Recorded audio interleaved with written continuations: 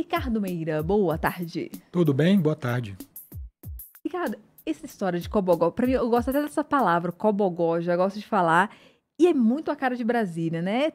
E tem toda uma história por trás disso, conta pra gente. Tem toda uma história. Primeiro que esse nome, tem gente que chama de Comongó, Combogó, tem vários apelidos.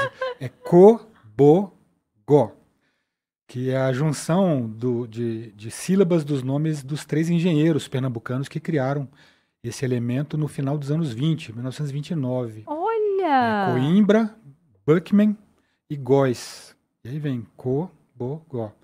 Eles criaram, né, originalmente em cimento, né, esses blocos de cimento vazados para poder trazer ventilação para os ambientes, né? E é curioso que ele tem uma história bem mais antiga, né? O cobogó, esse elemento, ele tem inspiração na arquitetura árabe, num elemento chamado muxarabi, que os portugueses levaram, né, para a Península Ibérica, muito usado na arquitetura portuguesa aí do século XVI, XVII, e aí acabou entrando na nossa arquitetura colonial, né? Trazido pelos portugueses. O que é o muxarabi? Sabe aquele treliçado de madeira que fica fechando janelas? Sim, Então, na época, quando isso foi criado, especialmente lá na arquitetura árabe, tinha uma função de fazer com que as pessoas dentro das casas enxergassem fora, mas não fossem vistas. Especialmente as mulheres que não podiam sair em público sempre, né? Então, tinha essa função de permitir que a gente visse lá fora e não fosse visto dentro, mas também com relação a aspectos bioclimáticos de ventilação cruzada, né? E esse sim. treliçado que foi muito usado na arquitetura colonial brasileira. Essas treliças de madeira nas janelas, né, no lugar de paredes. E aí no comecinho dos anos 20, né, esses três engenheiros criaram esses blocos de concreto originalmente e deram o nome de Cobogó, patentearam e aí virou um símbolo da arquitetura brasileira. E como é que veio parar aqui em Brasília?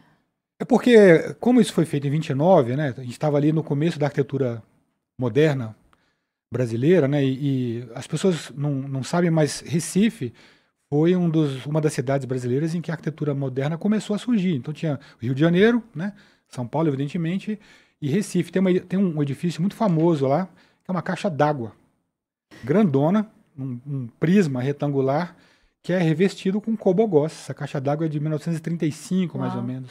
Então é quase contemporânea do Ministério da Educação do Rio de Janeiro, que é o primeiro grande Lindo. edifício modernista brasileiro, né? Que teve a participação do Oscar Niemeyer, do É Le lindo, Corbusier é e tal. lindo, é lindo, é lindo. Então o Cobogó veio aí nessa releitura na arquitetura moderna, também muito trazida pelo Lúcio Costa. Olha que interessante, né? O Lúcio Costa, não sei se todas as pessoas sabem, mas ele era servidor público, ele trabalhava no que hoje é o IFAM. O vizinho de mesa dele era um tal de Carlos Drummond de Andrade, né? Imagina como é que era a conversa desses dois.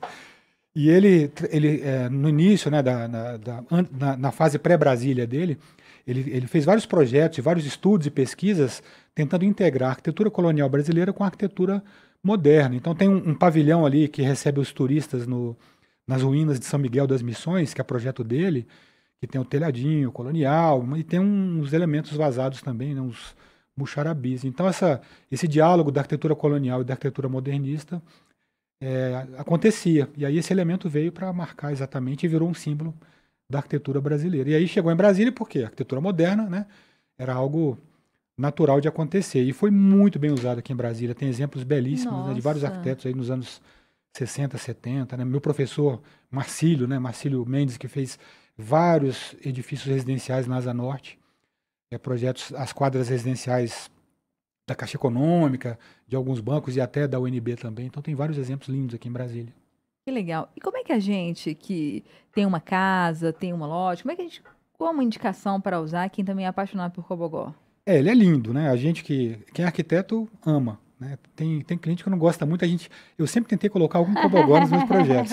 Volta e meia eu coloco alguma coisa. Hoje a gente tem uma vantagem, além dele ter muitas formas diferentes, ele pode ser feito de vários materiais diferentes, não só do cimento, né, do concreto, mas a gente Ah, tem a cerâmica, o vidro, tem elementos de metal, altamente personalizáveis, né? Existem vários profissionais que criam seus cobogós, personalizam. A uau! UNB tem muitos prédios mais recentes, tem vários cobogós projetados e criados especialmente para aqueles edifícios. Então você, com essa flexibilidade formal, de cores e de material, fica mais fácil de você aproveitar no seu projeto, na sua casa, ou no seu apartamento. Você não pode usar simplesmente, não precisa usar só em área externa, né? Além do aspecto de bioclimático, de você ter na fachada de uma casa, substituindo uma parede, permitindo que esse ar circule, né? Ele é um elemento passivo de bioclimatismo, porque ele passa a ventilação e bloqueia a insolação, bloqueia o sol. Então é muito eficiente do ponto de vista de deixar o espaço fresquinho, né? Não é à toa que em Brasília tem muito disso. Só que você pode usar isso também num espaço interno para dividir ambientes, né? Sempre que você quiser aquele efeito de mostrar, mas não mostrar muito, dividir um ambiente, mas deixar a permeabilidade visual ali, é muito interessante.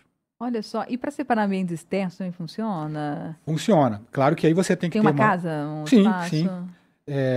Das casas que eu fiz, acho que quase todas eu coloquei pelo menos um pedacinho ali de cobogó, até porque ele chama muita atenção.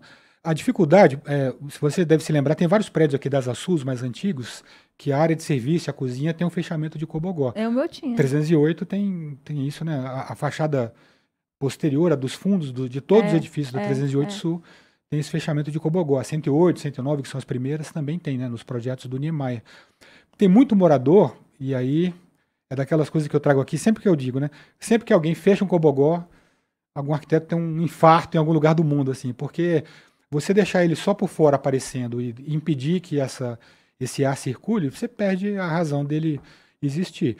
Por outro lado, você tem que se preocupar, especialmente o seu arquiteto, sua arquiteta, na posição correta desse painel, porque dependendo de onde vem o vento, se é um vento úmido, vento de chuva, pode molhar lá dentro. Então não é simplesmente escolher uma parede e colocar um cobogó ali, tem toda uma lógica, uma técnica a partir de onde vem o vento, né, a direção do vento de chuva, principalmente. Por isso que tem que contratar, tem que ver, é economia depois de contratar alguém que entende, assim, você fazer por conta própria, porque acha bonito, pode dar uma série de problemas que a gente vem falando disso aí há muito tempo.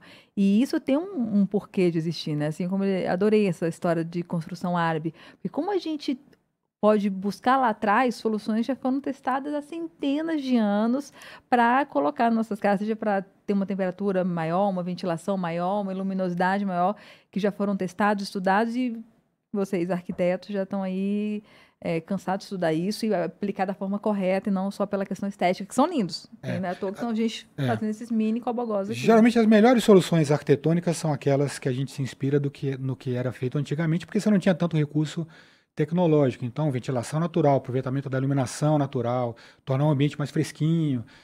Se fazia isso quando não havia energia elétrica. Então, você tem soluções técnicas que são tecnológicas, mas não tem necessariamente essa tecnologia que a gente conhece hoje, que tem um resultado muito bom. E são muito bonitos, né? Eu até me lembrei de uma frase que eu coloquei no Threads outro dia, uma discussão sobre a pessoa tem bom gosto e acha que não precisa de arquiteto e tal. Isso mostra, né, que não é só achar algo bonito e querer colocar. Achar que você pode dispensar um arquiteto por ter bom gosto é a mesma coisa de você achar que pode dispensar um nutricionista porque sabe cozinhar. São coisas diferentes. Então, o bom gosto ajuda, mas essa técnica, toda essa base, né, conceitual, tecnológica por trás é importante para tornar as soluções mais efetivas. Eu que estou sofrendo. A moça construiu uma casa, a casa que eu comprei, maravilhosa, linda, mas ela não pensou em luminosidade, de onde vem a chuva, de onde vem o sol, e que vocês analisam isso antes. Aí não é batata, é assim como um cobogó. Entra uma água com chuva de vento, porque o vento vem de uma direção lá que todo arquiteto sabe onde está o sol, onde está a chuva, onde está não sei o quê. Então vamos economizar problemas e dor de cabeça no futuro, mas priorizando também beleza, como são esses cobogós lindos e maravilhosos. E vale a pena seguir lá o Ricardo Meira nas redes sociais, porque ele está sempre mostrando alguma coisa, comentando. Quem é arquiteto, então, tem obrigação, né? Nosso presidente aqui do Conselho do CAU do Distrito Federal e nosso colunista Ricardo Meira, muito obrigada mais uma vez pela participação no Mesa para Dois. Valeu, até segunda.